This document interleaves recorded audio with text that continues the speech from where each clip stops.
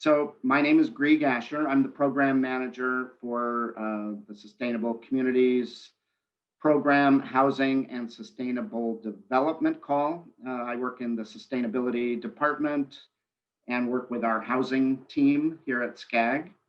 And so I just want to say good morning to everyone and thank you very much for participating today. We're hoping this is interactive, so please feel free to ask questions in the chat. I believe at some point there will be the opportunity to ask questions live. And as I said, it will be recorded. So if you have to step away or take another call or something, don't worry, you're going to be able to get back here. So again, I just want to say thank you for attending. SCAG has been doing Sustainable Communities Program planning assistance for probably about 9 or 10 years now, going back to something called the Compass Blueprint. Every couple of years, we've released a call for projects. Through the years that the topic categories have changed, and that's true this year as well. So the Housing and Sustainable Development Call is one of 4 calls that we're releasing in this cycle. First was an active transportation, and it's been out there for a while. Julia, who's going to speak later, can maybe just give a little 2-minute update on that one.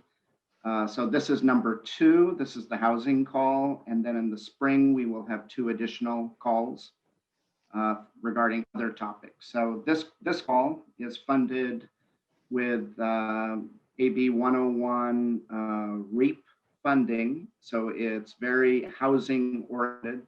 It's a housing funding source.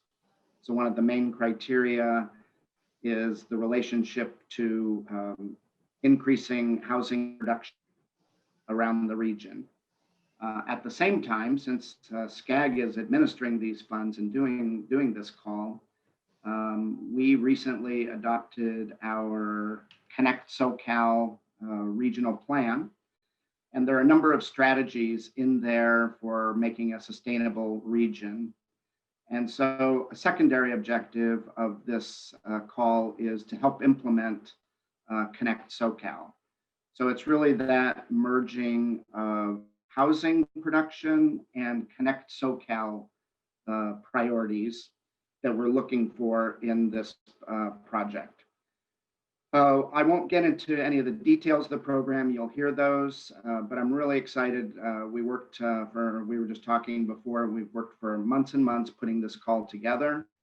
We think it's a really innovative and exciting new program that SCAG hasn't tried before. And so we've tried to reach out to cities and counties that have been interested in housing and becoming more sustainable, in increasing the sustainability of their cities, while also making housing more accessible and affordable for all of the residents that are currently here, as well as future incoming residents. So we're super excited. Since this is a new call, we're trying to be flexible, and we are available as staff. So all of the staff working on the program are on the call today, and we will be available to answer questions and help walk you through the application process. And we're always available for consultation and technical assistance. So please don't feel like you have to struggle through this on your own. Please reach out to Hannah or myself or other staff that are on here.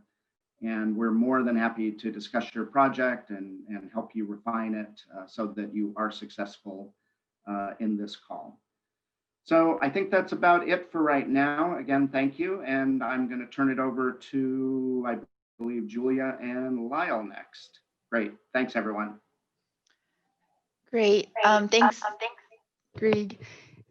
This is Julia Lippy-Klein, Program Manager at SCAG. I'm going to go over the agenda real quick and do some introductions. So just so you know what's in store for today, we'll give a quick, and Greg started this, a quick overview of the SCP Housing and Sustainable Development Call. And then we're going to get into each of the different project types. Advancing accessory dwelling unit implementation. And we have some really excellent guest speakers for each of these. We'll dive into the housing sustainability districts, workforce housing opportunity zones, and housing supportive tax increment financing districts.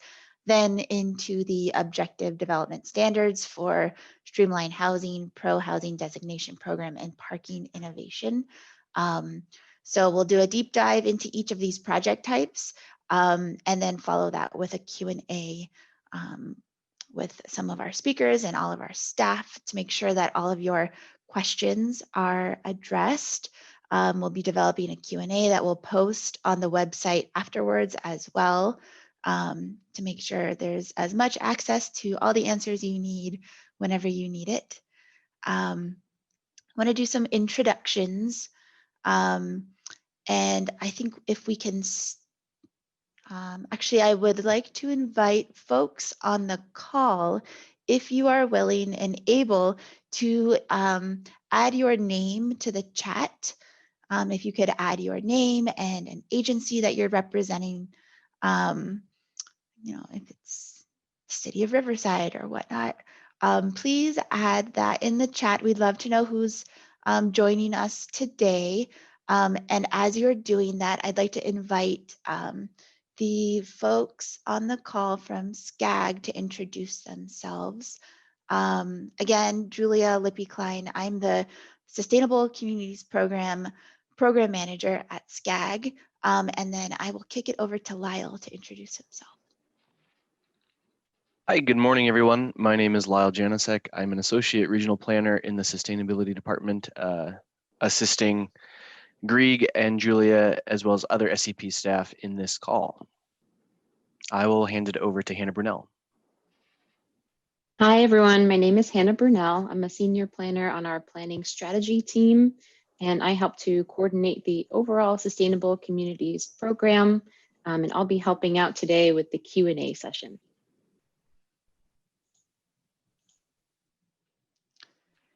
I'm Linda Wheaton, SCAG's Housing Policy Advisor. And I'll hand it over to Kimberly. Thanks, Linda. I'm Kimberly Clark with the Sustainability Department, and I'll be talking about our Housing Supportive Tax Financing District Program. Good morning, everyone. I'm Alicia James, Community Engagement Specialist, working on housing and REAP. Hi, everybody. I'm Jenna Hornstock, Deputy Director in the Planning Department with SCAG. I'm a new hire, I just joined in November, and I'll be overseeing overall the housing programs and our economic recovery efforts. And I am a former recipient of this grant when I worked at LA Metro, so I'm really happy to see everybody here interested in the program.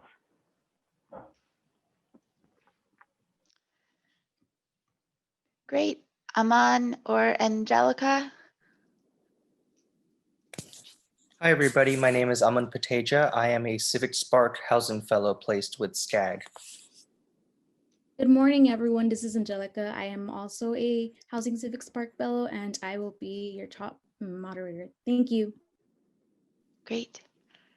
And most importantly, Ed, would you like to introduce yourself? Hello, I'm SCAG AV Services, so I'll be monitoring the support here for Zoom. Thank you. Thanks so much, Ed, for all your work with that. Okay, excellent. And thanks to all of you who have added your name to the chat. Really great to see where folks are calling in from. All right, a couple things.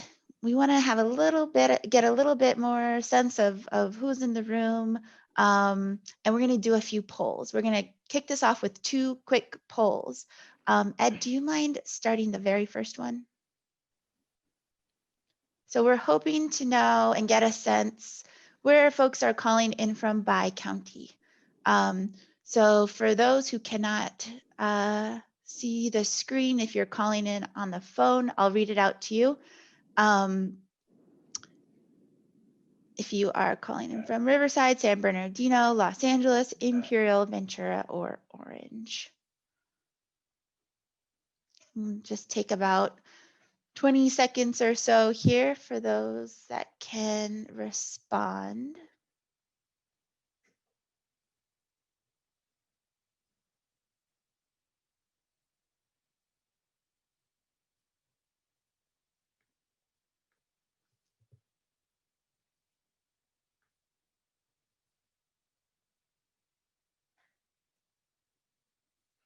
Great. So it looks like the majority is calling in from Los Angeles, 54%, followed by Orange County, around 20%, and then San Bernardino, 12%, and Riverside, 10%. A couple from Imperial and Ventura as well. Great, thank you so much. And I think we're gonna do one more quick poll before we dive in. Ed, do you mind launching that second poll? Great.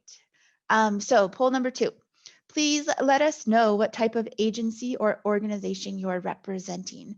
Is it a local jurisdiction, county transportation commission, community-based organization, nonprofit organization, public health agency, tribal government, or a consultant? And I'm realizing we did not include an other option. So if it is something outside of this, please feel free to share in the chat. This really helps us understand where we need to do some better targeted outreach. So we appreciate all your responses.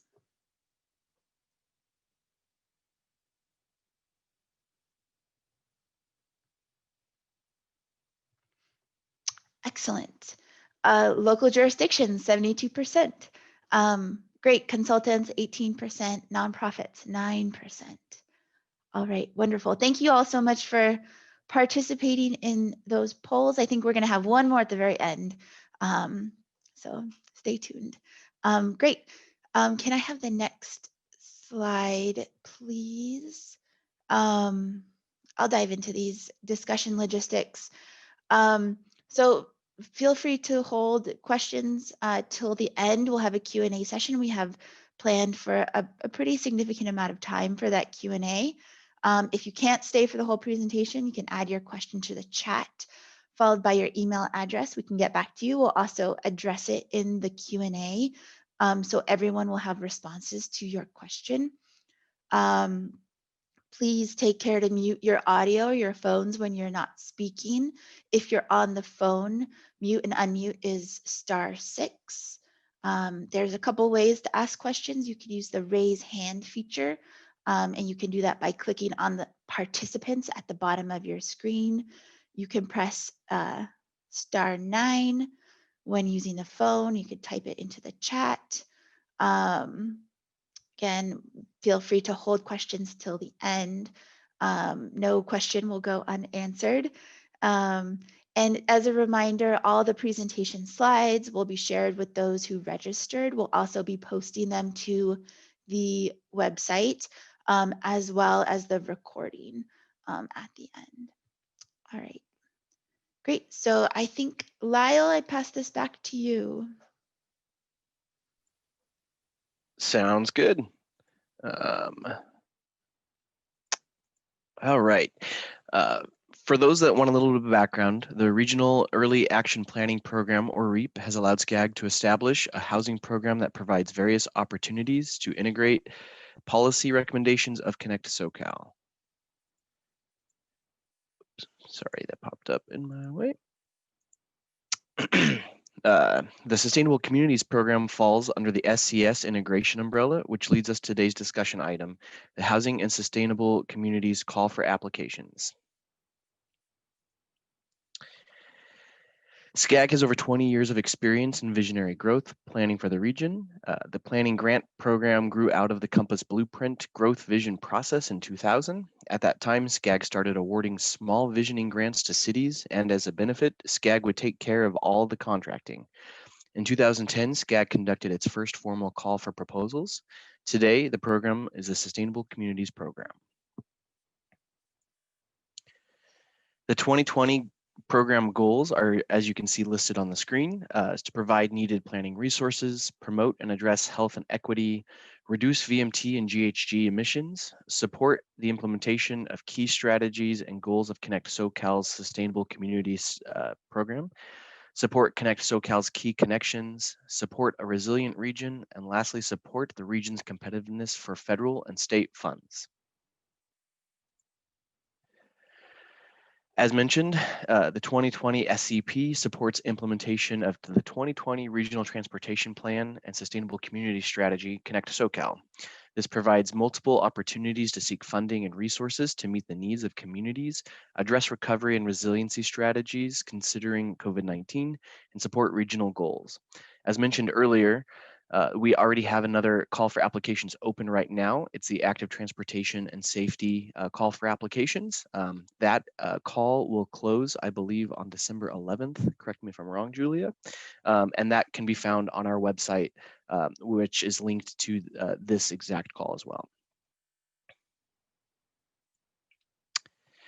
The housing and sustainable development goals, as you can see, are to encourage the development and preservation of diverse housing types in the areas that are supported by multiple transit options, creating dynamic connected built environments that support multimodal mobility, reduce reliance on single occupant vehicles, and reduce VMT, to reduce greenhouse gas emissions and improve air quality, support healthy and equitable communities, and complement and increase competitiveness of state funding programs, including by increasing the number of cities with pro-housing local policies. To employ strategies to mitigate negative community impacts associated with gentrification and displacement and achieve equitable outcomes. As for the application submission process, you can find links to these on our website as well as through the outreach that we've done for this workshop. There's an online application form. It takes approximately 45 to 60 minutes to complete when content is prepared. In addition to completing the online form, approximately 8 to 12 hours of commitment is needed. You can access the application and go through all the questions prior to submitting it, but you could also log in with a saved email address in the account too, so you can come back and revisit your application. As for the housing and sustainable development guidelines, we have 3 topic areas and with scoring criteria. Focus area 1 is the project need, which comes at 55 points. There's focus area 2 with desired project outcomes at 30 points. And then there's focus area 3, partnerships and engagements. We'll be going, you can go through the application itself and see specifically what questions are asked for each project area and need. Lastly, there are 3 project types that we will be going in depth about today during our workshop. Project type 1 is advancing accessory dwelling unit implementation. The second project type is housing sustainability districts, workforce housing opportunity zones, and housing supportive tax increment financing districts. And lastly, objective development standards for streamlined housing, pro-housing designation program, and parking innovation fall under project type 3. Without further ado, we'll start with project type 1, advancing affordable accessory dwelling units implementation. The intent of this project type is to provide planning assistance to help jurisdictions develop implementation policies and programs, including affordable rental ADU programs and ordinances required for housing elements updated for consistency with state law. The most competitive applications will advance multiple planning goals, prioritize practical context-based needs, utilize innovative or creative planning practices, result in planning products or programs that are clearly tied to accelerating housing production, community need, and implementation, and can serve as a best practice for cities in the region. Example projects include ADU ordinances, ADU accelerating programs, handbook or guides, pilot programs, and incentive programs. With that being said, I'd like to introduce our first panelist, Helen Lung with LA Moss. I'm going to hand over the screen capabilities to her so she can give us her presentation. Great, thank you so much, Lyle. Can everyone see my screen? Yes. Great. So I'm going to spend just the next 10 minutes giving a high-level overview of an example of an accessory dwelling unit initiative. I'm with a nonprofit organization called LA Mas, and we're based in Los Angeles. We're neighborhood based, and we really center our work in working class community of colors. I'm also here with my colleagues, Linda Reyes and Chaz Kern, who can answer questions. No surprise to many of you, since I think there are a lot of LA representatives here, is that LA has a lot of single family lots, and that's a big portion of our developable land in Los Angeles. And so we've been excited to see a lot of ADUs being permitted in the city of Los Angeles. This is a snapshot from the Department of City Planning's website on just kind of the types of ADUs over the past few years. And a lot of that is based on and because of state policy and how City of LA has written our ordinance. I'm going to share 3 examples of the work we've done to just give a sense of the different types of accessory dwelling unit approaches.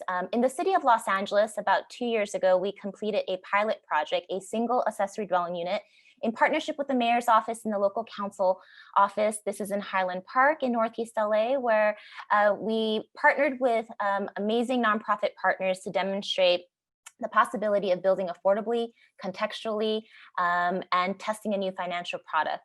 The result of this has been a lot of changes within how permitting is done, and the city currently has the LA ADU Accelerator program that incentivizes homeowners to lease to seniors.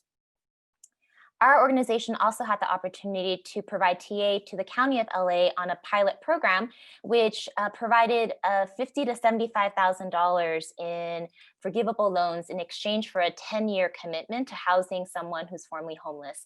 The county had a variety of competitions and programs, from a design competition to supporting both unpermitted ADUs and new construction.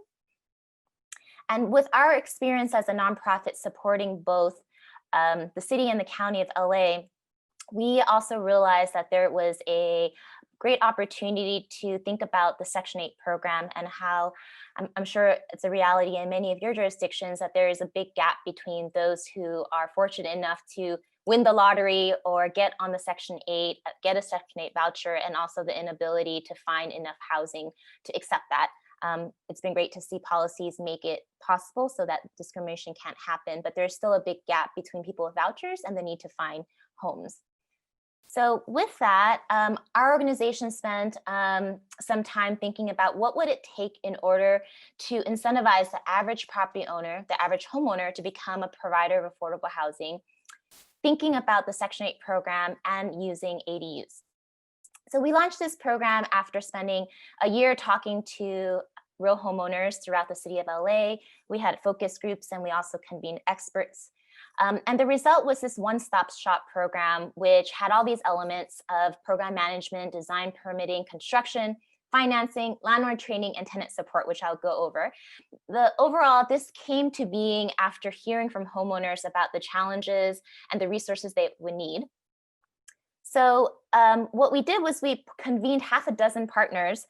Our team served as program partners, as architects, and we partnered with nonprofit general contractor Restore Neighborhoods LA to design in advance prototypes that were the lowest cost possible, and it gave homeowners a sense of how much ADUs would cost. And so here are some of the layouts.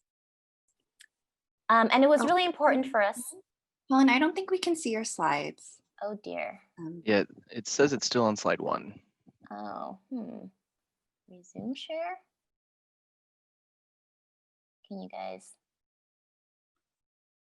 see it now? I'm gonna stop share. Maybe I have to try again. My apologies. Okay.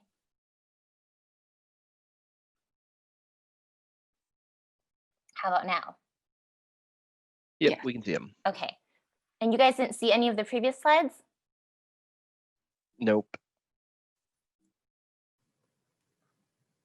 Okay, let me just skim through real quick so you guys can see the photos. I'm so embarrassed by my technical aptitude on this. You guys see LA? This is on the planning department's website in the city of LA.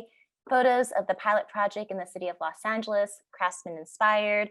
And now we're here in terms of, this is our pilot program that we wanted to share. And this is what the program entails. And here are some of the layouts of the ADU prototypes. And here is where the baseline costs start. We are supporting homeowners in new construction and garage conversions. And it was really important to figure out how we can provide as much clarity upfront. We also wanted to make sure that there was a variety of styles that would match existing neighborhoods and existing homes. So you'll see Spanish and Craftsman and modern. We also wanted to make sure all the costs were included upfront as possible. So you'll see here what's included, along with some built-in furniture and essential elements, as well as upgrades for those who are interested.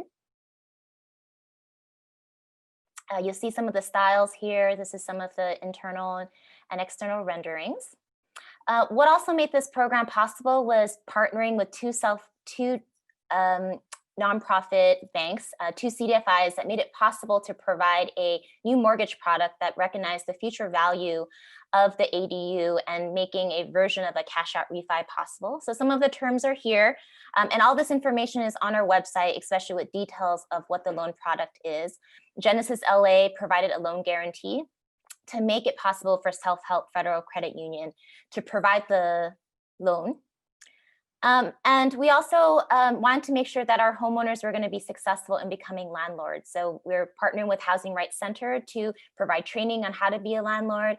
And we have two housing service providers, LA Family Housing and St. Joseph Center, to not only help homeowners kind of go through the process of becoming Section 8 landlords, but also helping them find the tenants that work and providing those tenants ongoing support. This is made possible by the support of many, many entities, and I wanted to shout out to LIST LA and Wells Fargo Foundation for their support. Our official partnership with a government agency is with HACLA. Our housing authority is committed to streamline the process and also monitoring the 5-year commitment, which is the requirement for participation for any homeowner. We did outreach kind of in a building on our existing network, and this is outdated, but we got over 200 applications from across the city. And we are currently working with half a dozen homeowners. La Juana is one of them. And what we've learned in the process is that it takes a lot of time to kind of vet homeowners for their finances, for their property. And the decision for this investment is a lot of time. And it means that decision-making is slow. There are also lots of ADU designers, builders, financing entities out there. So it's important to kind of clarify what the real price point is. And with the creation of our new mortgage product, we learned a lot, and the product itself actually has evolved as we got a sense of people's finances. These are some of the lessons learned, but I think for many of you as jurisdictions, permitting can be a challenge. So to the extent that you can have your permitting department be a partner is essential, and that incentives are also important. This program didn't have an incentive, unlike the county's program that I mentioned earlier. So figuring out how this works with homeowners and their debt to income ratio and loan to value, it's important to have some level of subsidy and incentive. And so I will kind of end there. Our hope is that we see more jurisdictions kind of adopt a version of this program. Pasadena has one, and we're working right now with the LA County Development Authority on a program expansion that has forgivable loans and cash incentives, which we're really excited by. And I think I want to make sure we have time for the next presentation. So I think I'm right at 10 minutes. Our website, if you go on our website, you can actually see all of our program collateral, as well as just kind of details on our financing. And again, my colleagues, Linda and Chaz, are on the call and can help answer questions. Thank you. All right, thanks, Helen. It actually works really well going right after you, because you touched on a lot of the things I'm going to elaborate on.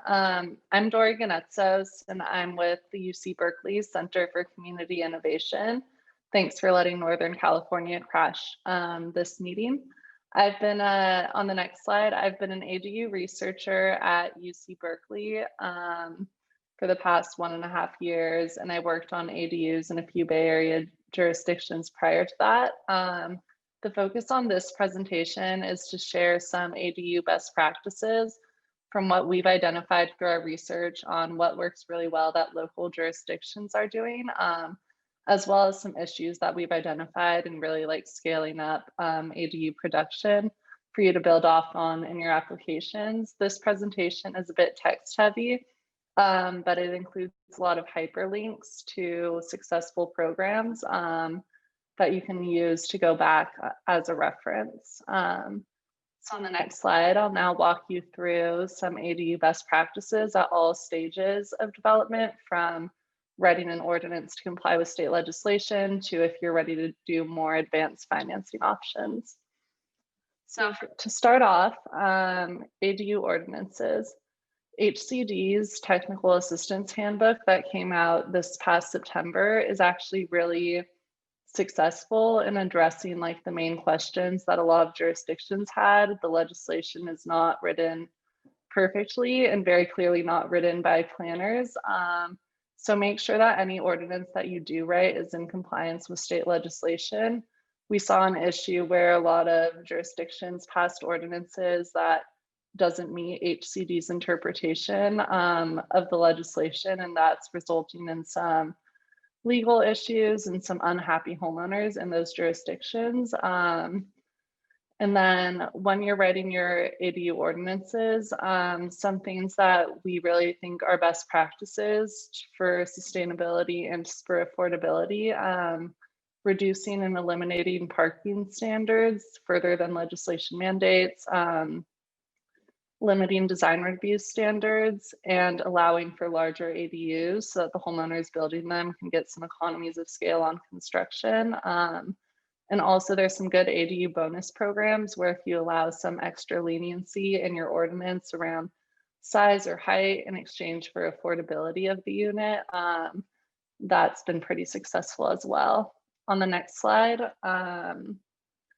there's permitting and outreach. So as Helen mentioned, permitting from jurisdiction to jurisdiction can look vastly different and can be homeowners not their favorite part of constructing their ADU. So good homeowner outreach is super critical in order to scaling ADUs. And it was actually the lack of awareness about ADUs is the second largest barrier to production in the state. So best practices here are creating a designated ADU website in human language. I know we planners love to use our planning jargon, but homeowners, that kind of goes over their heads and makes the process seem pretty intimidating.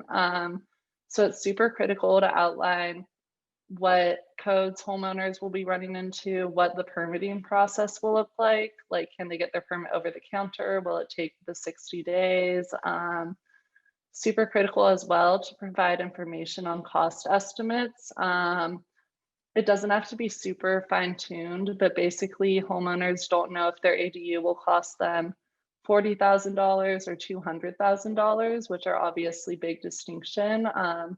So jurisdictions like Napa and Sonoma, they teamed up and created a cost estimator for their ADUs. And that's super critical because homeowners want to know before they start the permitting process what the price tag will be.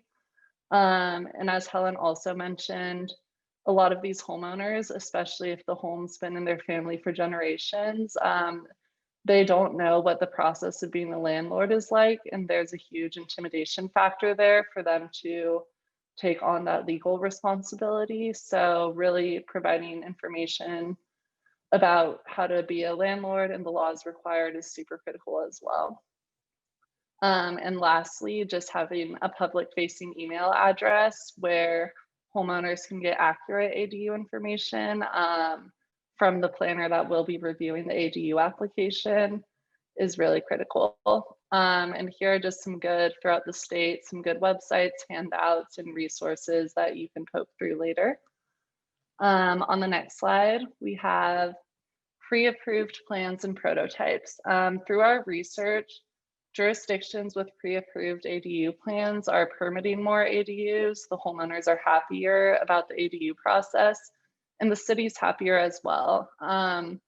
This is really mutually beneficial because if you have pre-approved plans and prototypes, you as the city already know that you're going to like the design, the layout's going to meet egress and building code. it's going to match the neighborhood character that you're going for. And so your staff will be able to review and approve the plans much more quickly, maybe even over the counter. Homeowners also love these pre-approved plans because it's an investment for them to like consider adding an ADU to their property. It's really overwhelming trying to find a reputable architect, paying thousands of dollars to get the plans drawn up. And then if they need rounds of revisions, that just all adds to the cost. And it could result in homeowners just abandoning the project. So pre-approved plans, we really see this as like a great way to scale up ADU production in the state. Bonus points if you're able to get like a modular or prefab pre-approved ADU, because then you'll lower both permitting times and like the cost associated with that, but also the hard construction cost. Lastly, I wanted to point out that there's an opportunity to share pre-approved plans across jurisdictions. A promising best practice there is the city and county of San Diego and the city of Encinitas. They all use the same pre-approved plans, which allowed them to bring those online in a more cost-effective way. And the last subject that I would like to touch on is ADU finance and affordability. Unsurprisingly, the lack of financing for ADU construction is the top barrier to development in the state. With the state legislation that's been rolling out year after year for the past 4 years, it's now very easy per the code to build an ADU, but per people's bank accounts, it's a bit more difficult. What we've seen in our research is that ADUs are most likely to be added to homes that are newly purchased and where the homeowner was able to get like a mortgage payment, meaning that they have a bit more discretionary funds to do renovation and addition work. The other ways that we've seen people finance ADU is just their own cash savings, the bank of their families and friends, or pulling out equity from their home. All of these are not very accessible, especially for lower income or minority communities who haven't had the opportunity for wealth building in the past, and who might not have as much equity into their home.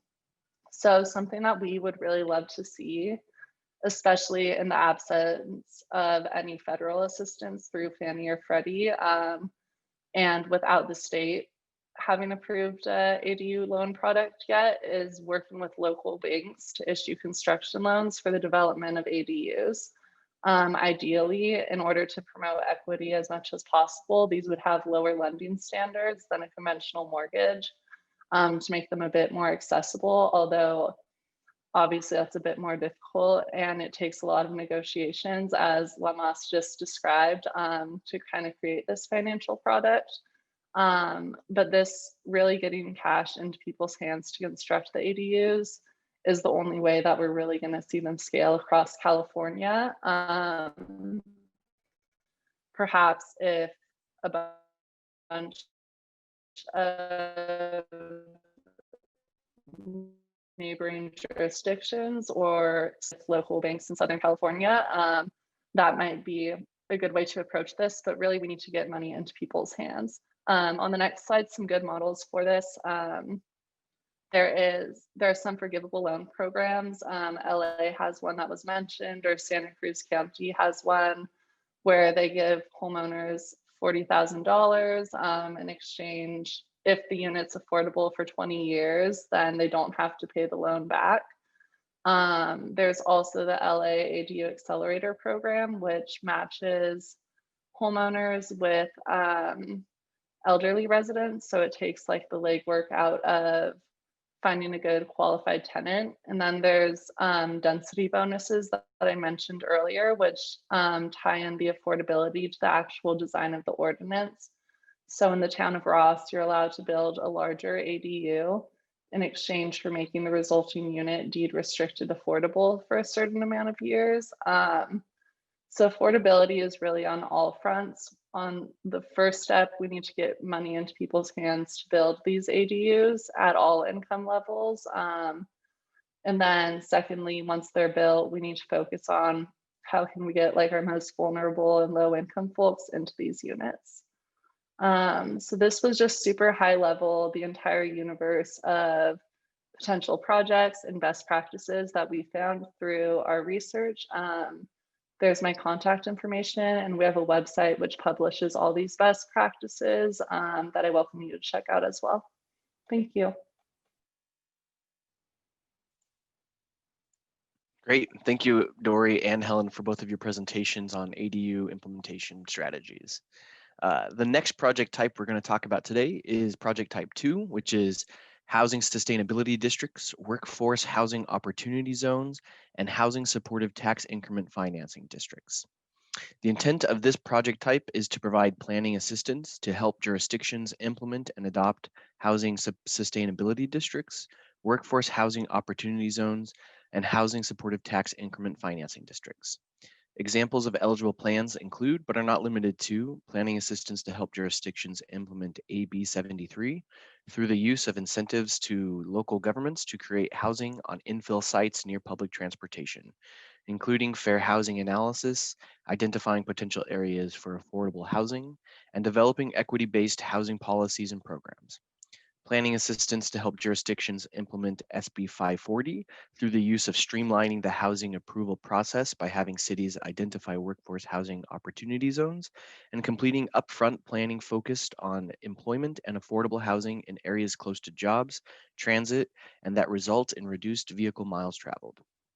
And lastly, planning assistance to help jurisdictions implement tax increment financing districts that will result in accelerating housing production through the development of infrastructure improvements to support infill housing and transit-oriented mixed-use development. Housing sustainability districts is one of the key aspects of this project type. For those that do not know, housing sustainability districts give local governments incentives to create housing on infill sites near public transportation. This was passed in the housing package back in 2017. The law prescribes the contents of the ordinance that must be established to create a housing sustainability district, including the obligation to require that at least 20% of the residential units constructed within the district are affordable. The law also requires the agency to prepare an environmental impact report when designating a housing sustainability district. However, an EIR is not required if, when reviewing a housing project, the agency has certified the EIR within 10 years of the lead agency's review of housing projects. Notably, the law requires that prevailing wages be paid and a skilled workforce be employed in connection with all projects within the housing sustainability district. Essentially, the steps for workforce housing opportunity zones are adopting a specific housing development plan that minimizes project-level environmental review. It requires at least 50% of the total housing units within that plan to be affordable to persons or families at or below moderate income, with at least 10% of total units affordable for lower income households. Developments projects must use prevailing wages as a way to measure. Next, we will have Kimberly Clark from SCAG present on housing supportive tax increment financing. Kim, take it away. Great. Thanks, Lyle. Next slide, please. Great. So let's start with a refresher on tax increment financing in general. I'm Kimberly Clark from the Sustainability Department at SCAG, and I'm going to be talking a little bit about tax increment financing and on the available tax increment financing tools to support affordable housing. So many of you remember from the previous days of redevelopment how this financing mechanism can work, as opposed to general obligation bonds, where often property taxes are increased for residents to fund infrastructure. Funding from property tax increment can be generated by bonding against the likely future growth in tax revenue within a given project area.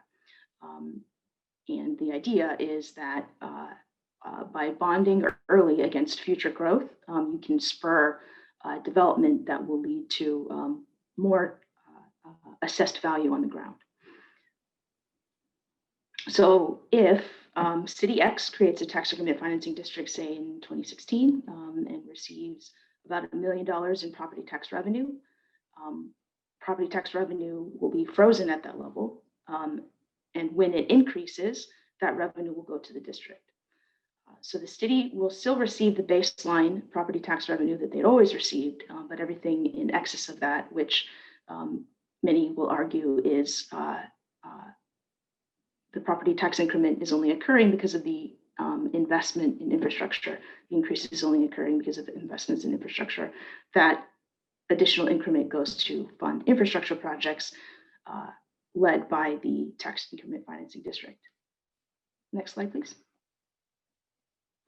Although redevelopment agencies were dissolved in 2012, tax increment financing was made available to local jurisdictions through the establishment of enhanced infrastructure financing districts and community revitalization investment authorities, neighborhood infill finance and transit improvement districts, and affordable housing authorities.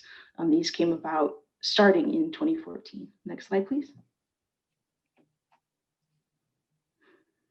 These tools can provide resources for local jurisdictions and public agencies to collaborate on achieving the state's sustainability and housing goals by combining local funding streams to support sustainable infrastructure, including, importantly, affordable housing. So many tax increment financing districts can pull funding from multiple sources. Importantly, property tax can only be contributed by participating entities, and school districts are expressly excluded from contributing. Property tax is not the only revenue source that can help fund tax increment financing districts. However, since many districts can utilize vehicle license fee, property tax backfill, development impact fees, benefit assessments, local transportation funding, and private investments. One of the benefits of establishing a district is that it allows access to compete for grant programs at the state and federal level.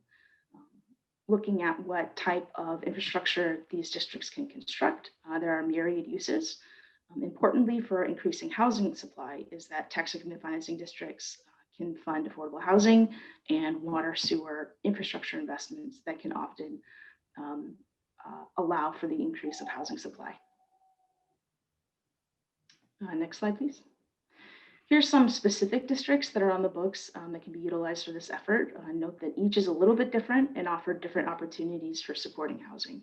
And I'll go over these in detail. Some require an affordable housing set aside. Others don't have affordable housing set asides, but they do have housing related stipulations. Next slide. The most utilized of these tools so far are enhanced infrastructure financing districts, EIFDs. These do not have an affordable housing requirement, but do stipulate that any unit built by an EIFD must be affordable. District formation and bond issuance do not require voter approval, and tax increment financing revenues can be spent outside the district if there's a close relationship to projects within a district. District formation is subject to a protest vote through a sequence of mandatory public hearings, and EIFDs do not need to be coterminous, meaning that one district can have multiple areas that are not connected to one another. This district has a 45-year lifespan and is administered by a public financing authority made up of at least 3 elected officials and 2 public members. Agencies opt in to provide tax revenue, and any agency opting in will also have a representative on the Public Financing Authority board. Uses for this type are not restricted. It's actually quite flexible, but importantly, EIFDs do not have the power of eminent domain. Next slide, please.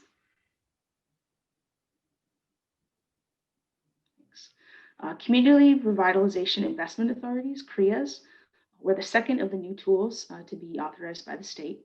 These districts do have an affordable housing set aside at 25% and are also on a 45-year district lifespan. Bond issuance does not require voter approval, but district formation is subject to a protest vote.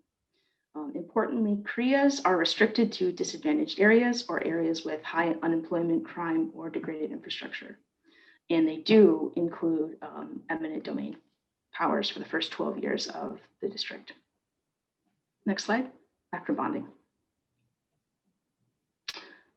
Next are neighborhood infill finance and transit improvement districts, which are actually a variation of EIFDs and are targeted to fund projects in infill sites. Importantly, this mechanism allows the use of sales tax increment. Because sales tax is handled at the jurisdictional level by the state, these districts have to be coterminous with city boundaries to utilize sales tax. And they also have a 20% affordable housing set aside. Next slide. A variation on EIFDs that builds on the example I used before are what are called nifty twos. These emphasize the use of funds in areas with the best transit opportunities, specifically transit priority areas, as defined by state law. And the district also allows the use of sales tax and has a 40% affordable housing set aside and a 10% public park active transportation infrastructure set aside. Next slide, thanks. Affordable housing authorities are another tool and are the best example of how tax increment financing can support affordable housing because this district actually has a 95% set aside. It's specifically meant to support affordable housing, workforce housing development, and brownfield remediation. Also, district boundaries must be coterminous with city boundaries. They can also use property tax, of course, transaction and use tax, and I mentioned sales tax. These districts have a 45-year lifespan, and bond issuance doesn't require voter approval. Next slide. So as I've indicated today, it's important to emphasize in applications kind of where, when, and how district formation can support housing production. Here are some examples of how tax increment financing districts existing in our region support housing production. First is the City of Placentia, County of Orange EIFD, which is a SCAG funded project.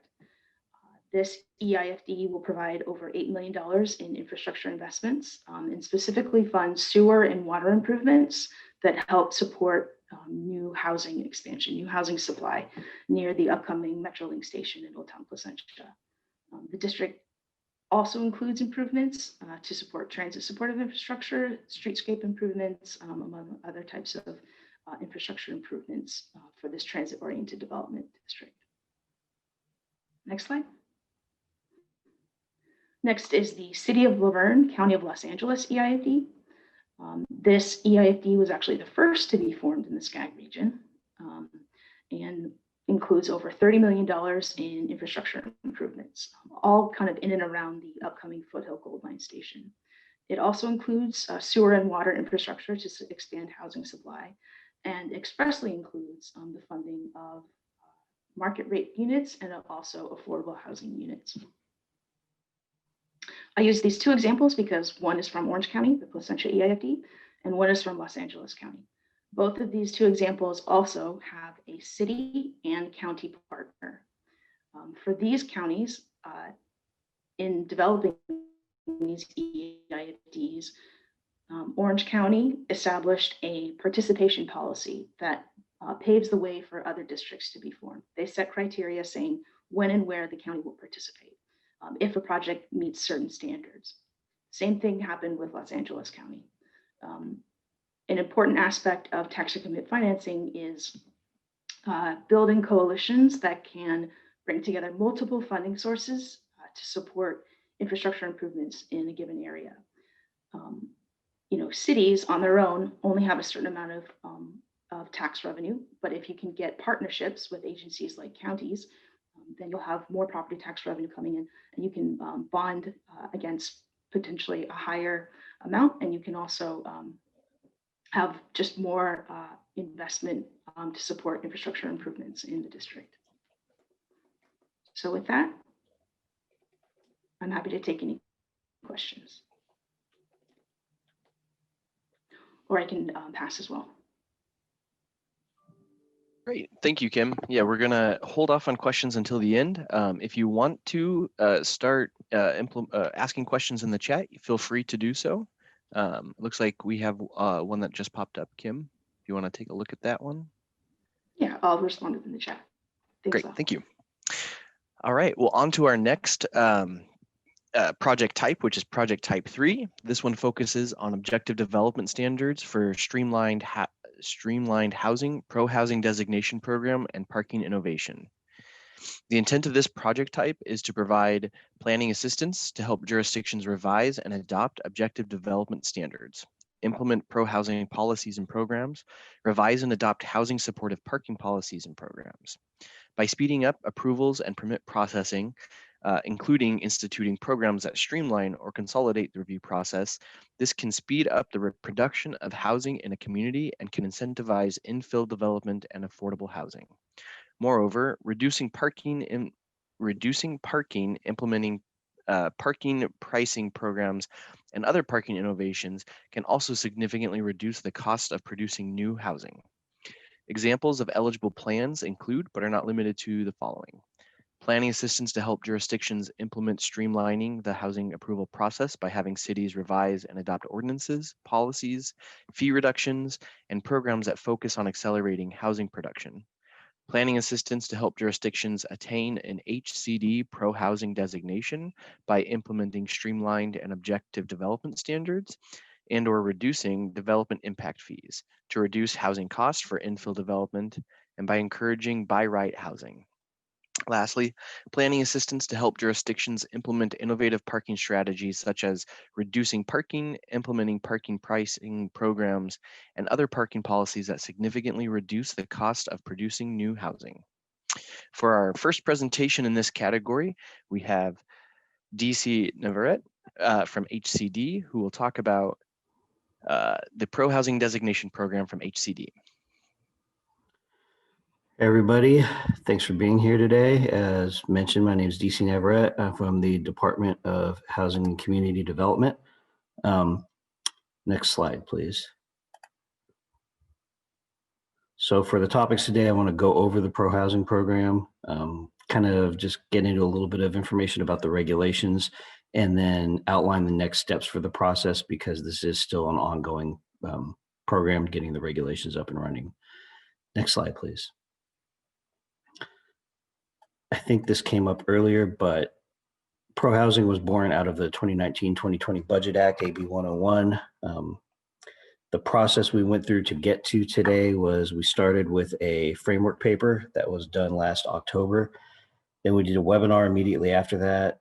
We cultivated feedback, and then we began like a collaborative development process. Now, to develop the regulations, we worked with developers, educational institutions, which included UC Berkeley, UC Davis, UCLA, and then we worked with planners, state departments, which included ARB, Coastal Commission, DOC, OPR, and SGC. We worked with advocates, we worked with builder associations, and we worked with housing consultants, among others, to get to where we are today with the regulations. Next slide, please. For an overview of the regulations, we'll kind of go over the design of them, the scoring process, the principles behind the regulations, and the benefits of a pro-housing designation. Next slide, please. The regulation is designed to be flexible. We did this so really as you as the applicants, and then also if this funding, if it works with different funding sources with the designation, so it can be adaptable and flexible to your needs. And also for the applicants, every category we have has an other section, so it allows for some creativity and flexibility there. And we made that way so it also addressed broader state goals. There's a lot of rules that are in place right now that this kind of aims to give credit for going beyond those requirements. And then we wanted to make it achievable but effective. So we did a lot of scoring, outlining, and practice with people to see where we thought would be a good minimum score to earn a designation. Next slide, please. This, again, like I just mentioned, it was built on consensus. This is a lot of rules that were in place already. SB2, AB 101, ADU requirements by right. We build on those policies, and then we're rewarding for exceeding the legal requirements of those already in place policies. So it's nothing new to this program. It's just taking those things that are already there and going above and beyond. Next slide, please. So we came up with a 30-point minimum. We have 4 categories. Those are the 4 categories listed right there. You're required to get 1 item per category. And as mentioned, each category has an other section. So if you want to get creative in there, we're open to working with people to finding out something that's really specific to your area, because this is statewide and there is no one size fits all for the state. We wanted to make sure it's something that can work for rural, urban, suburban, coastal, everything in between. So we gave a lot of flexibility in the scoring for that reason. Next slide, please. The principles of pro-housing, this is something that we identify in the definitions, and it's kind of woven into every section of the regulations. And what it does, we outline what the principles are, and if you can demonstrate that your point scoring lines up with these principles, we give like a section where you can kind of give a narrative of this. And if you can outline that, then you will get an extra point for every point that you scored. So the principles are kind of the thing that really furthers the statewide policies and really shows that you're trying to aim to meet the goals of all those requirements, and then doing the best that you can as a local jurisdiction. So those are the principles. We outline them, and then we have a section that states if you do line up with these principles, you will get an extra point per category. Next slide, please. So as mentioned, demonstrate policies align with the principles, one additional item or an additional scoring point per item. It's also there as a compliance piece for enforcement. So if you are not doing things that are consistent with the principles, we don't want someone that's doing everything on paper but not really getting any production done. We can use that as an enforcement for compliance to make sure that you're actually doing the things you say you want to be doing. Next slide, please. Currently, the benefit is funding programs included HSC, IIG, and TCC. We're trying to expand that to reach other funding sources to include housing, infrastructure, parks, transportation, and other. And then additionally, next slide, please. I think it's on this slide. Yeah, so again, this is adaptable. We want to make it where it's sort of a flexible program. And then, so for example, within your scoring here for SCAG, it can be used as a threshold. So it's necessary to apply for certain funding. It can be binary for points. So you either get extra points for being pro-housing, or you don't get points for being pro-housing or for not being pro-housing. You can break it down to categories. So if there's certain categories that sort of fit your program more than others, you can emphasize those as a way of getting extra points or scoring. And then you can focus on the enhancement factors. So you can say that if you're aligning with the principles more, then you would get different points. So it's meant to be something that can be tailored to the local level as well. Next slide, please. So the next steps, we're just about ready to submit for publishing with OAL, the Office of Administrative Law. Once that's done, we're going to, these are by statute, they are emergency regulations. So they're going to go into effect as soon as OAL approves them.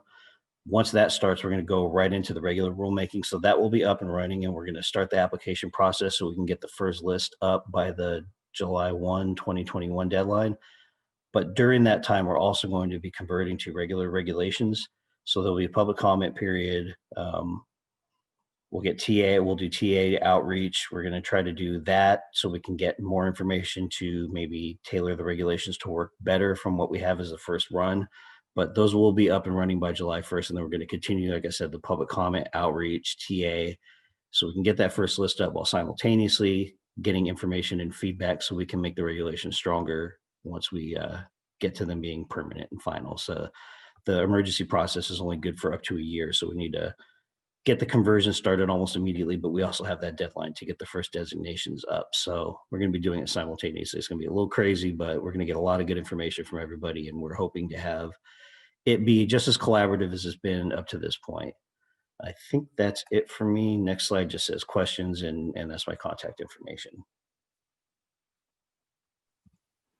Great, thank you, DC. I appreciate the great presentation on pro-housing designation programs. The next presentation will be from Jing Yao of the City of Santa Monica, who is going to talk about their housing projects process streamlining. Great, thank you. Thank you, Lyle. This is, again, this is Jing. I'm the planning manager at the City of Santa Monica, and I'm just going to talk about a program that we've enacted that allows housing projects to move through the process quicker. So next slide, please. Just some quick background on Santa Monica and our housing stock. If you're not familiar, we are kind of on the western edge of LA County, an 8 square mile city, so not super huge. We have 52,000 existing units, housing units in the city. Greater than 77% of them are multifamily, and about 27,000 are rent control units. And probably about 70% of our housing of our housing stock is renter units. So we are a heavily renter city, and that really is some of the context and that precipitated the discussion around a need to continue to produce more units. So next slide, please. So just to give a very brief overview of the program itself, what it is that housing projects that are code compliant.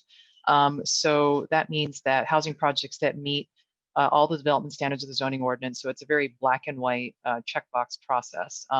If they do meet all those zoning code standards, then they are approved administratively at the staff level, regardless of their size. This was enacted through an interim zoning ordinance, so it's not a permanent ordinance yet. It runs through the end of 2022. And the reason we did it is that it was an initial action to support the 6th cycle housing element update, given the relatively large allocation that Santa Monica received. You see kind of at the bottom of your screen there, that's just a graphic of the way the process works.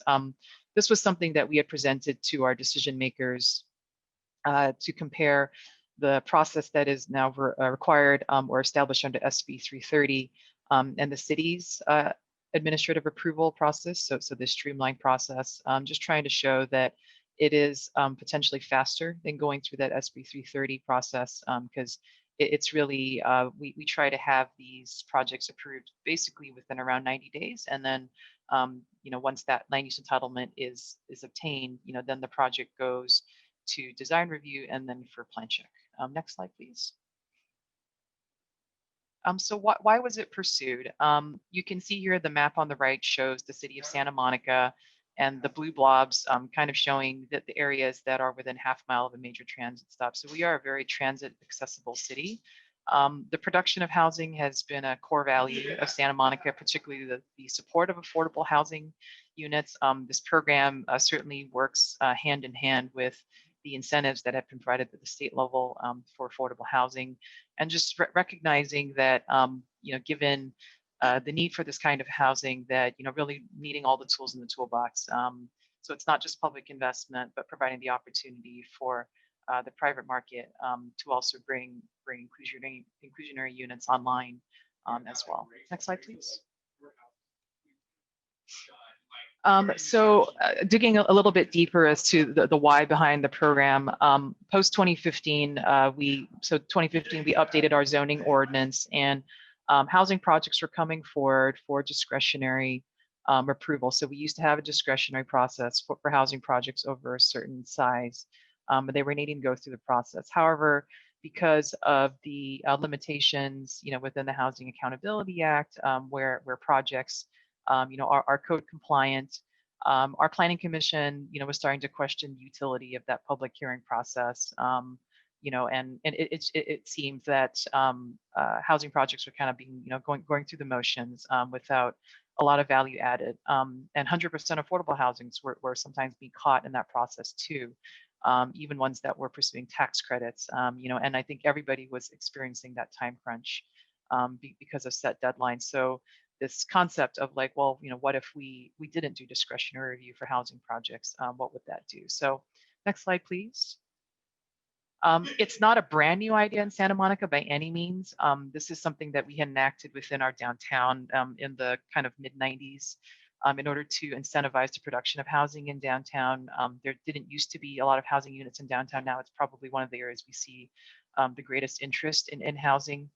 And so that was something that the city had done in order to produce those housing units. It was quite successful. It produced about 2,000 units within downtown, in that time frame.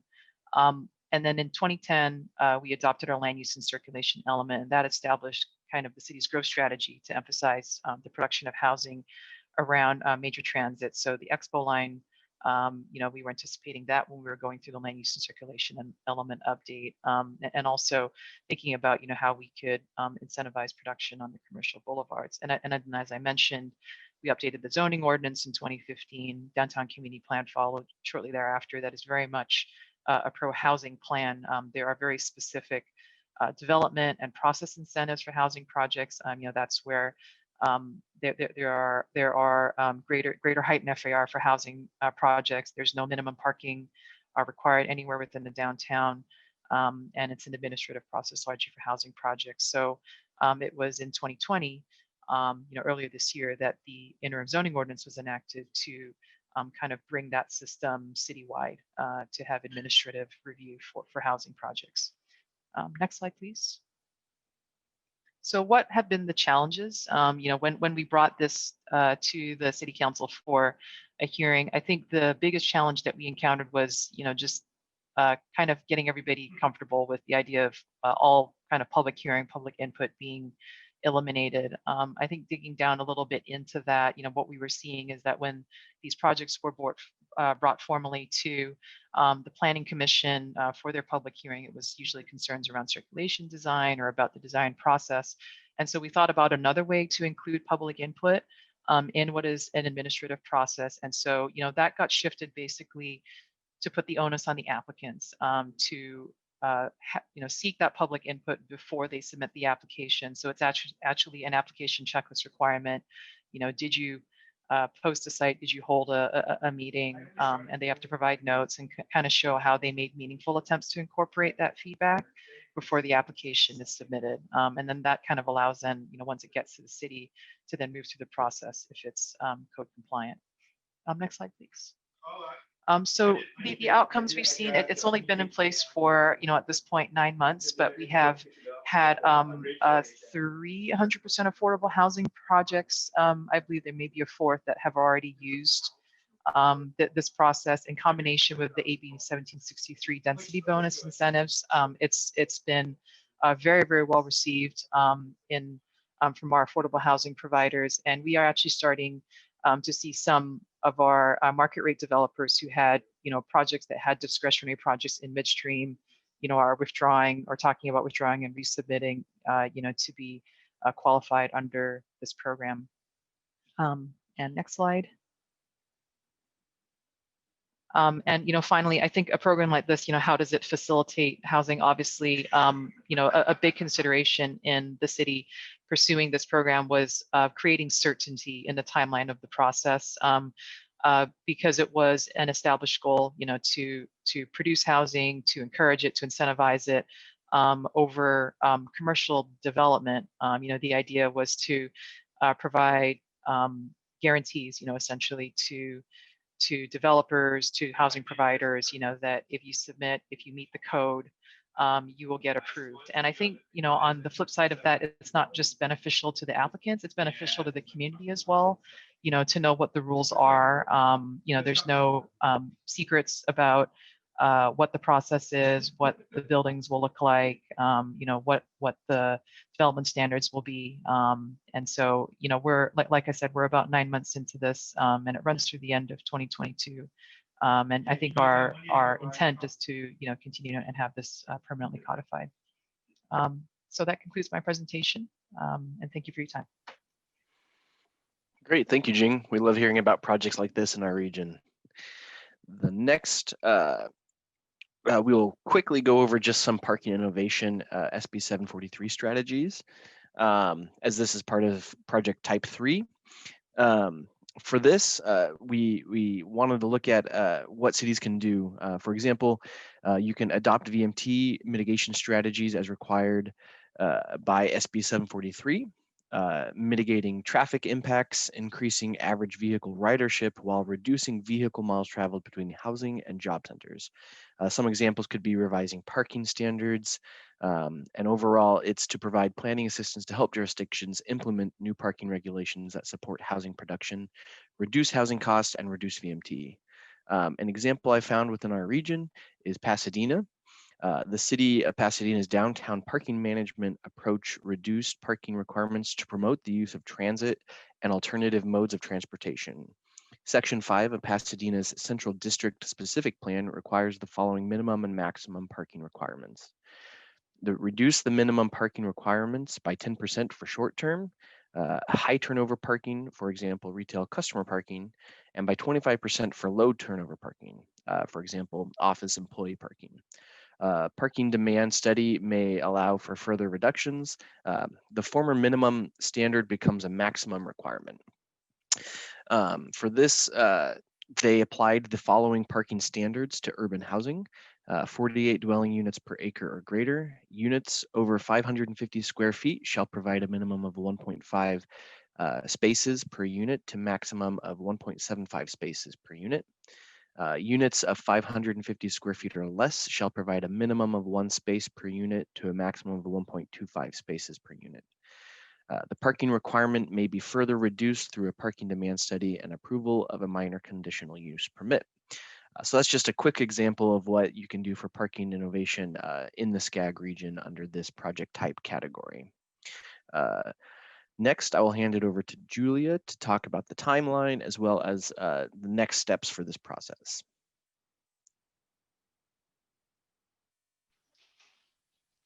Great, thanks, Lyle.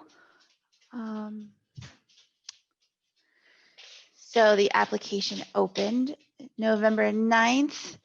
The deadline is January 15th. We're hoping to get approval from our regional council March 4th, and really envisioning projects to begin in 2021, 2022. You can go to the next slide. Wanted to talk a little bit about some additional resources that will be available. Right now, there is a program fact sheet listed on the website. It has sort of a snapshot of key information about this call for applications.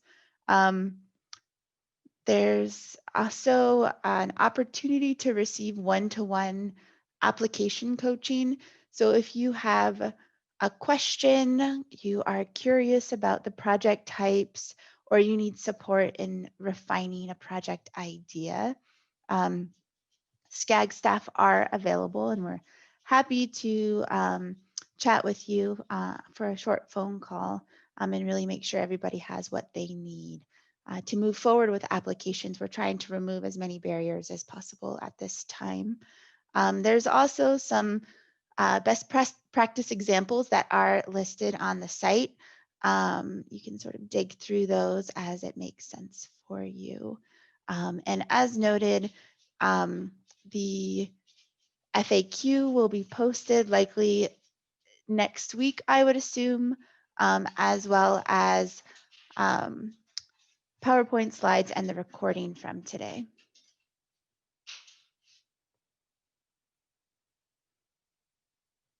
I think that is all. Yeah, thank you, Julia. Sure. And before we move on to the Q&A section, we'd like to ask 2 final poll questions before we open the floor. So Ed, would you mind sharing the first poll question?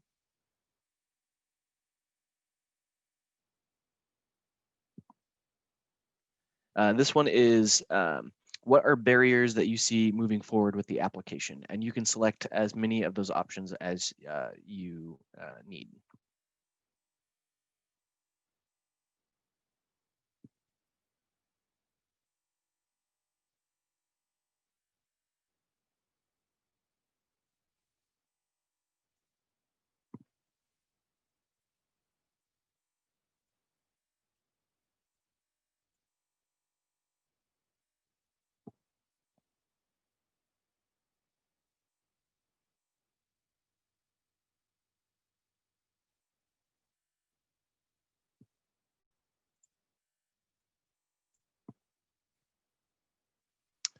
And once again, you can share barriers not listed there in the chat if you'd like.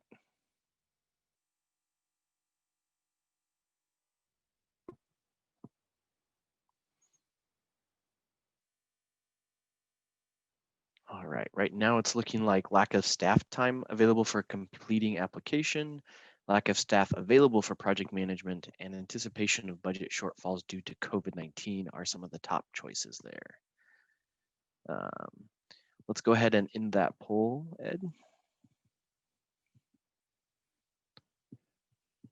Great. And then would you mind doing the next poll?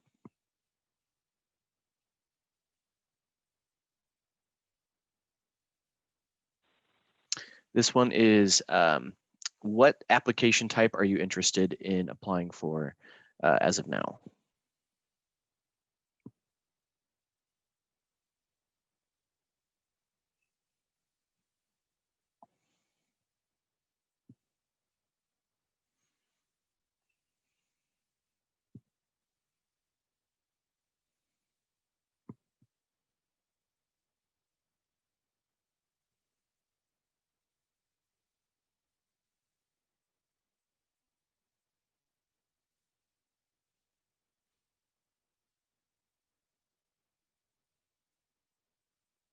Great. It's looking like we have a wide breadth of applicants who want to apply for a variety of different of the project types.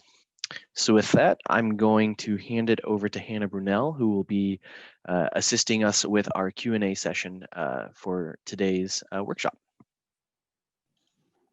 Great. Thanks so much, Lyle. And thanks for everybody for sticking with us. I know it's a lot of screen time. I will be helping to moderate the Q&A session. So if you do have a question, please feel free to type it into the chat, and we will read it out loud. If you're joining us by phone, you can press star 9 to raise your hand. And if you would like to read your question out loud, you can use the raised hand feature if you're joining via the Zoom, and I will call on you and you can unmute yourself to ask your question.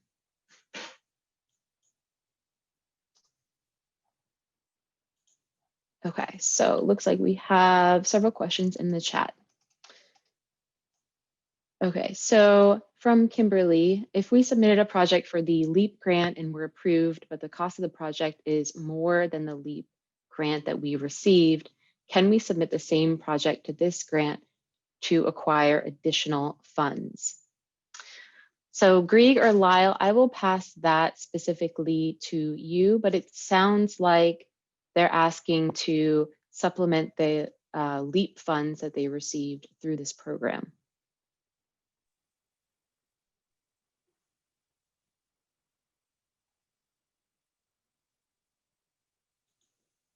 Yeah, it looks like Grieg was disconnected.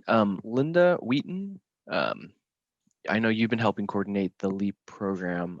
Do you have any take on this? I think this is Linda. I think we would need a little more information about the about your existing LEAP funded project with HCD and how it related to the eligibility categories of this program. So I know I'd be happy to follow up with you if after this, if you want to do that. Yeah, Kimberly, if you'd like to follow up with us over email, we can share our contact information. If you'd also like to unmute yourself to provide a little bit more information now, we can do that as well. This is Kimberly.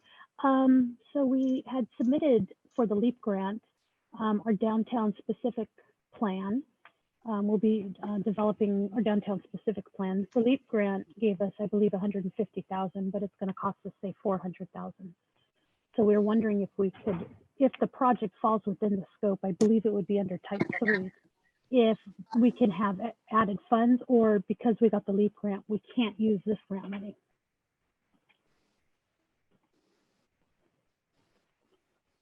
I'm back. So you would, I heard Linda's answer. So what we would need to do is evaluate it through this program, not so much through the LEAP, because that's a separate, what we would need is to have the this particular application completed. It's and to see how it scores and if it meets all the criteria that we need for the housing and sustainability program. If a city has additional matching funds from other sources that will be added to what you would get from the housing and sustainability department, you wouldn't be penalized for that, and we wouldn't say no. But it really is going to come down to how closely it matches with the criteria that are in the application and the guidelines. And we're happy to talk on the phone to sort of walk through some of those elements, you know, and just talk about them and see how closely it aligns. I really appreciate that. Thank you.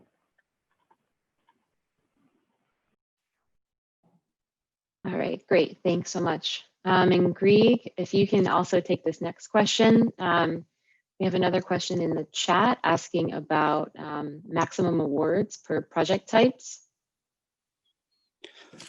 There really aren't any maximums or minimums. What we're looking at is what is being posed and the effect and impact it will have on the community and on housing production.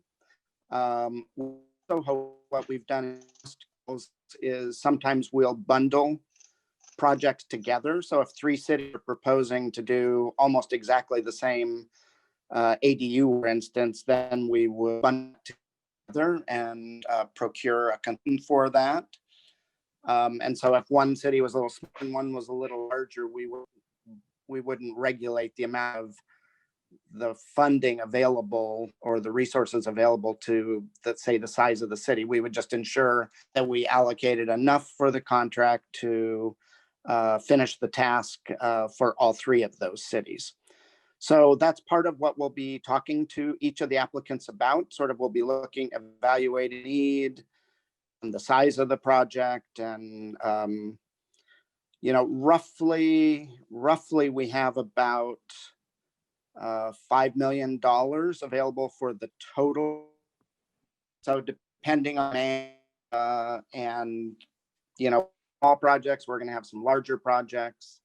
We'll just be flexible, and we're just looking for the most competitive and the one that achieve sort of multiple planning objectives as we've described.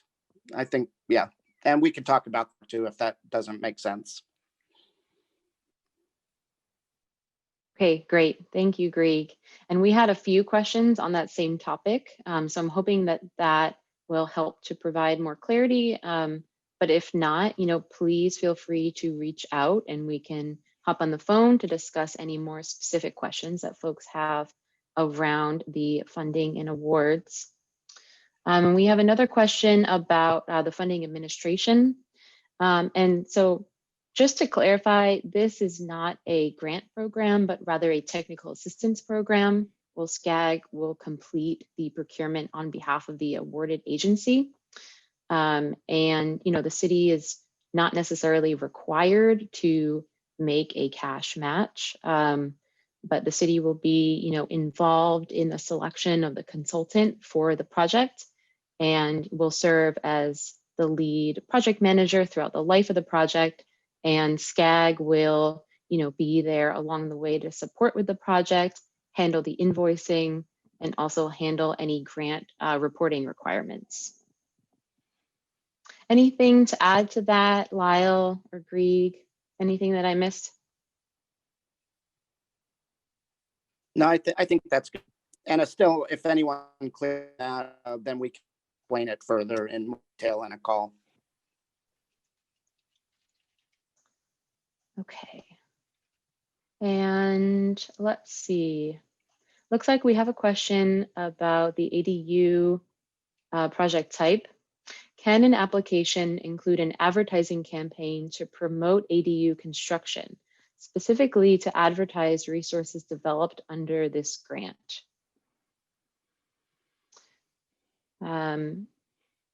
Maybe Lyle, if you want to take that question. And maybe Lyle and Linda can add in as well. Yep.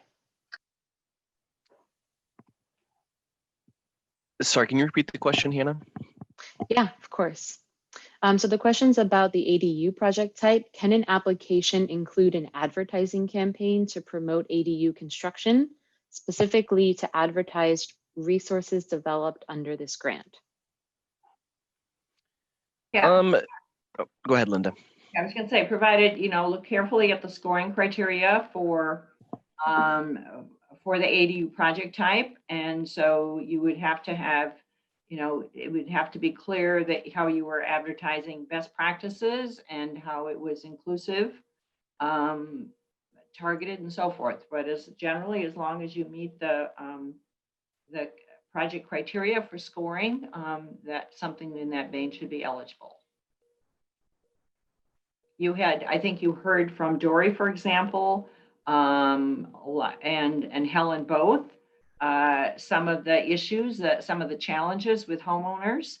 And so addressing those specific challenges is a particular need.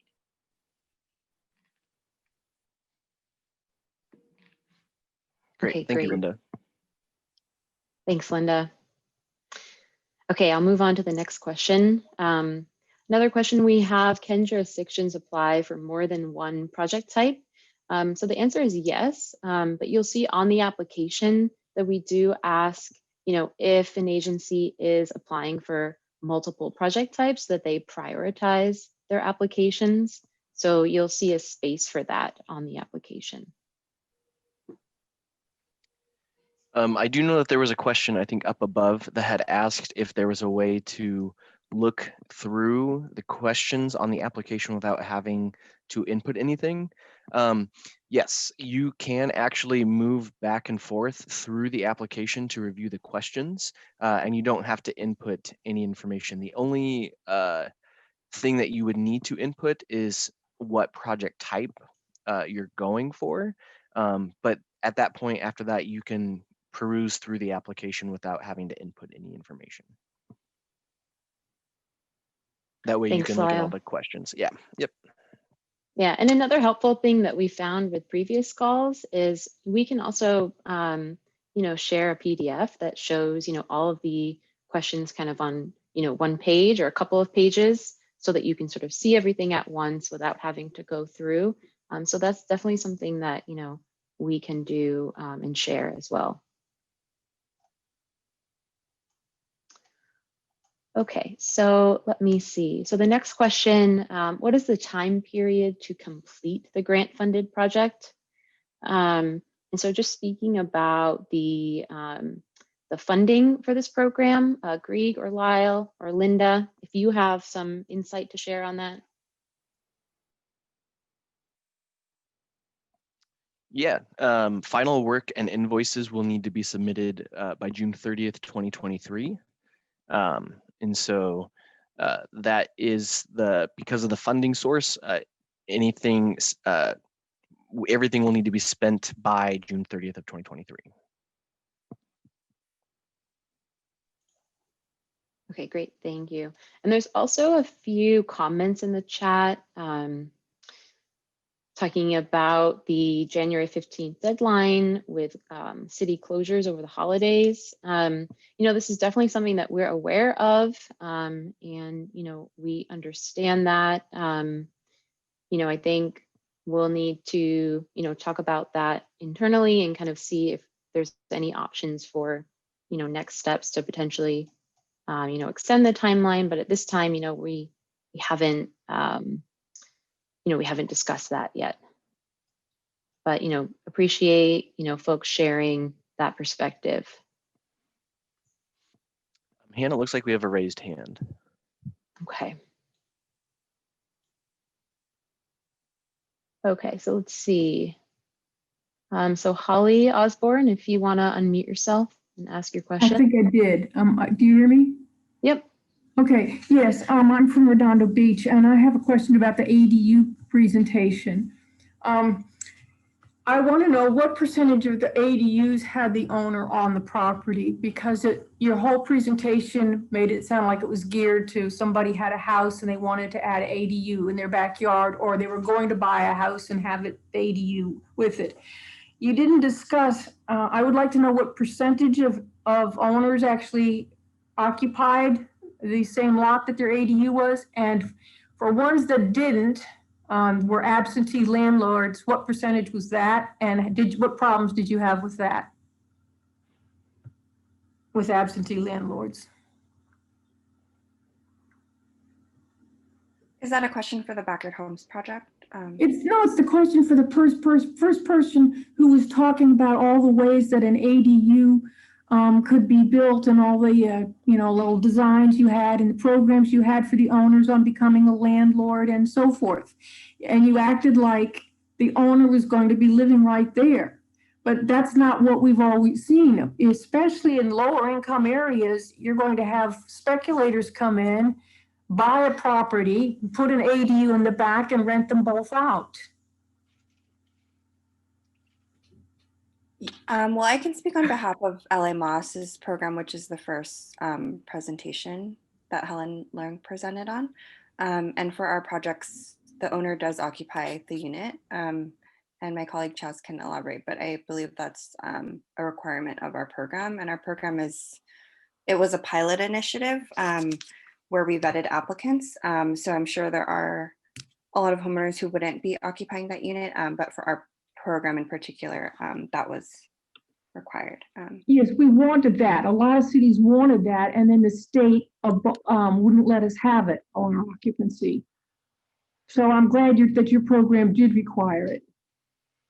Our program, to add to Linda's background, is that we had a not hard line for owner occupation. But because of the program is built around housing a Section 8 voucher holder and training homeowners to be landlords, a lot of them were interested in being very involved in the process. And so that drew a lot of owner occupied homeowners. And I would say in the application process, it was probably less than 25% of who were not owner occupied who applied for the program. So that kind of speaks to around the structure of how we wanted to go about housing an individual or family who was lower income. Our first homeowner, which made it through the program in terms of signing the first contract, and the person that Helen highlighted, Lawana, she is not owner occupied. She has been renting to a Section 8 voucher holder for 7 years in the main house. And the house is a 2-bedroom, and she's been renting to a 1-bedroom voucher holder. So I think there's a little bit of variability, but to Linda's point, that it is very, very much owner occupied. Thank you. All right, great. Thanks so much. Okay, I'll move on to the next question. So the next question is talking about the HCD Technical Assistance Program and if there will be coordination with that program and this program. So maybe I'll pass that question to Linda. You can provide some insight on that. Linda Wheaton. There's actually ADU technical assistance available from various sources. We're at SCAG, we're coordinating with HCD. We also have, through our sub-regional partnership program, a number of our sub-regions have ADU projects that they will be supporting with their member jurisdictions. At SCAG, we are also working on to provide some capacity estimates that might be useful in the plan updates and so forth. So there's a variety of assistance available for ADUs. If you have any more questions about that, feel free to contact us.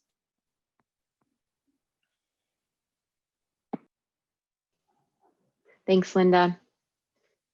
Okay, and I see there's one more question in the chat.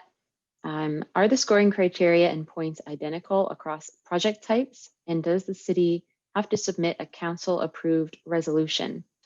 And so to take the first stab at that, the scoring rubrics per project type vary. And so you'll see on the program website under the application resources section, each project type has their own scoring rubric. So you can take a look at that depending on what project type you're interested in. And the city does not need to submit a council approved resolution to submit the application. We're not looking for that. So during the application phase, you do not need to do that.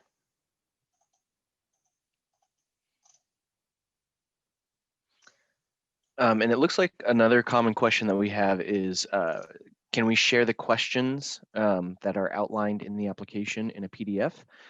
Yes, I can prepare that and I will have that sent out to everyone who attended, as well as share it on our application website too. So I'll prepare that and send that out with the email that comes out with the presentation and links. So. Okay, perfect. Okay, and I don't see any other hands raised, and I think we have addressed all of the questions in the chat.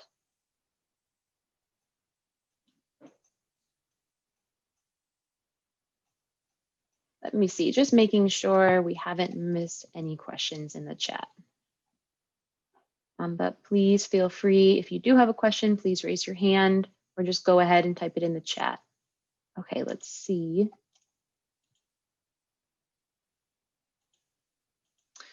Okay, so we do have one question. Due to time constraints, can you discuss the time requirements to submit a typical project? So to actually submit your application, maybe Lyle, if you want to, or Ed, if you're controlling the slides, if you want to go back to the slide where we talk about the time commitment. Hey, let me see what slide that is. There's up in the front. But generally, we anticipate it will take between, 8 to 12 hours to actually prepare the application. When you're, collecting all of the letters of support, drafting, the narrative responses, gathering everything to complete the application, but actually, really just filling out the form. We've designed that to be as streamlined and easy as possible. And we really, anticipate that taking, less than an hour. So, hopefully that helps to answer your question.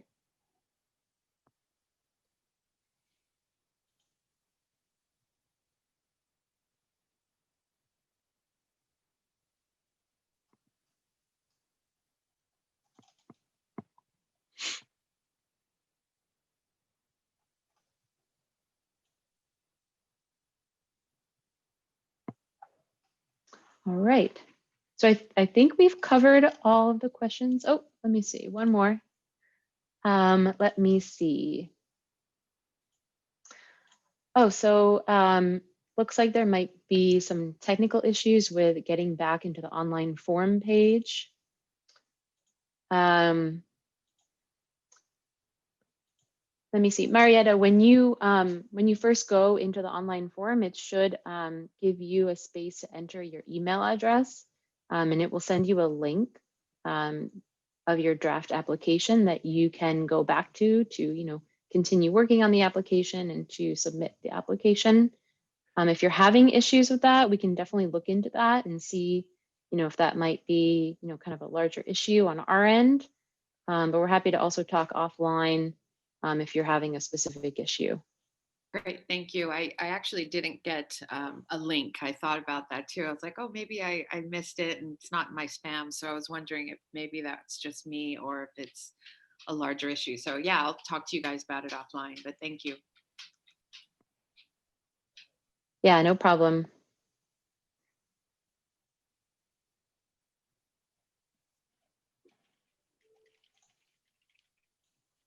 All right, and if we do have, about 10 minutes left, if folks have questions, like I mentioned, feel free to raise your hand or continue typing questions into the chat.